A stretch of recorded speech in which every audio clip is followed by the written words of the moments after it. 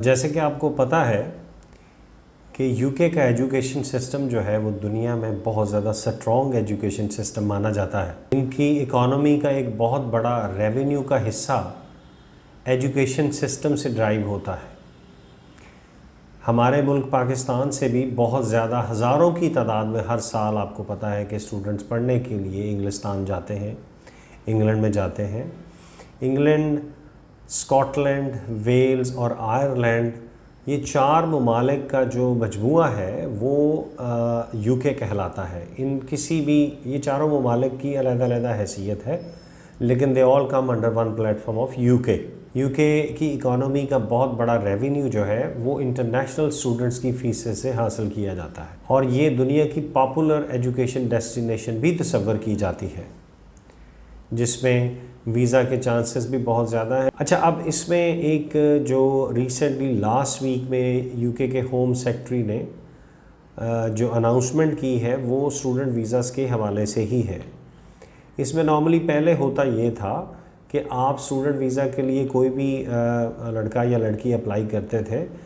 अगर वो मैरिड हैं तो बाद में या अपने साथ ही एप्लीकेशन के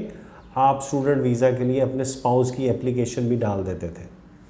और उनको आसानी जो है वो वहाँ पे सेटलमेंट के लिए वहाँ पे आने के लिए वीज़ा मिल जाता था।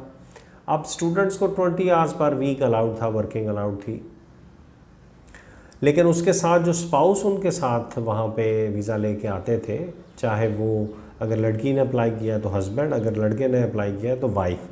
तो उसको फुल टाइम वर्क परमिशन हासिल होती थी। अब ये जो वर्क करते हैं स्पाउस या डिपेंडेंट जिनको कह लें आप,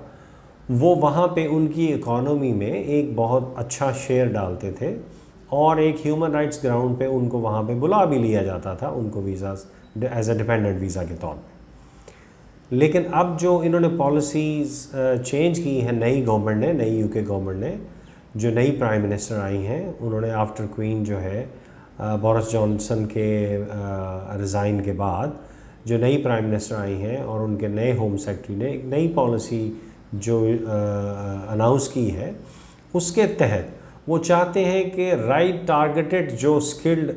जो लेबर है वो हमारे कंट्री में आए, और उसके लिए उन्होंने डिफरेंट जो स्किल्ड कैटेगरीज़ हैं उनको, जो उनकी ज़्यादा डिमांड है उसको हाईलाइट किया है। वो चाहते ये हैं कि जो राइट टारगेटेड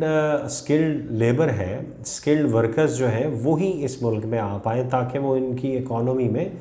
प्रॉपर ग्रोथ के लिए अपना शेयर डाल सकें। तो इसी की ही एक कड़ी ये नज़र आ रही है कि जिसमें अभी फ़ाइनल डिसीजन तो नहीं हुआ है, लेकिन मैं जैसे आपको बता रहा था कि कुछ कैटेगरीज़ जो है उनको उनकी डिमांड ज़्यादा है वहाँ पे आजकल, जिसमें नंबर 1 पे जो मेन कैटेगरी जो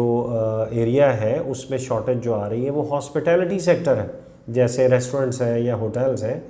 तो इसकी भी लेबर शॉर्टेज का काफ़ी उन्हें सामना करना पड़ रहा है। इसके अलावा नर्सिंग का जो एरिया है वहाँ पे भी जो प्रोफेशनल है, स्किल्ड लेबर है, उसकी शॉर्टेज का सामना उन्हें करना पड़ रहा है। तो एज़ अ पहले जैसे होता था कि कोई भी अगर स्टूडेंट वीज़ा पे वहाँ पे आता था तो उसका डिपेंडेंट अगर किसी भी उसको ज़रूरत नहीं होती थी कि मेंशन करने की कि वो इस फील्ड में जाके काम करेगा, वो कोई भी जॉब कर सकता था। लेकिन अब इन्होंने इस चीज़ की कमी को महसूस करते हुए इस कैटेगरी को भी इसको अपने साथ इस पॉलिसी में शामिल करने का प्लान किया है, और उसमें वो जो अज्यूम किया जा रहा है वो यही चाहते हैं कि जो राइट जो लेबर शॉर्टेज है उसको फिल किया जाए। और जो दूसरी इन्होंने इसमें डिपेंडेंट के हवाले से जो एक बुरी खबर नज़र आ रही है वो ये है कि डिपेंडेंट अब इजीली वहाँ पे वीज़ा जो है वो नहीं हासिल कर पाएंगे। That will start from 2023। जो ऑलरेडी जा रहे हैं, प्रोसेस में हैं या जा चुके हैं, उनके लिए तो इशू नहीं है, लेकिन जो नेक्स्ट टाइम के लिए जाएंगे तो उसमें उसको डिस्करेज ही करने का इनका प्लान है कि डिपेंडेंट जो है वो ईज़िली वहाँ पे ना आ सकें। तो जो मेरी अजम्पशन है, माइट बी, लेट्स सी, वो यही हो सकती है कि वो अगर जो ज़्यादा ओल्ड एज स्टूडेंट्स हैं, एक तो उनको डिस्करेज करेंगे जो मैरिड हैं ऑलरेडी, या फिर जो है अगर उन्होंने किसी को वीज़ा दिया भी तो वो इसी तरह के ही कैटेगरी के, यानी अगर आपका अगर एक्सपीरियंस स्पाउस का डिपेंडेंट का शो करें कि हॉस्पिटैलिटी सेक्टर में अगर उसका एक्सपीरियंस ऑलरेडी पाकिस्तान में फॉर एग्ज़ाम्पल या इंडिया में है, या अगर वो नर्सिंग प्रोफेशन से रखते हैं, तो माइट भी वो उसको ईज़िली कंसिडर कर लें एज अ डिपेंडेंट वीज़ा के तौर पे। लेकिन अगर आप ये कहें कि जर्नली डिपेंडेंट वीज़ा जो है वो ईज़िली मिल जाएगा, तो अब वो थोड़ा सा टाइटन होता नज़र आ रहा है, जो थोड़ा सा मुश्किल फ्यूचर में हो जाएगा। तो इस चीज़ को भी मद्देनज़र आपने जहन में रखना है। तो लेट्स सी कि आगे क्या होता है, लेकिन इस वक्त ये लेटेस्ट न्यूज़ थी जो मैंने कहा कि आपसे शेयर करूं। तो इंशाल्लाह फर्दर न्यूज़ के लिए आपसे दोबारा मिलते हैं।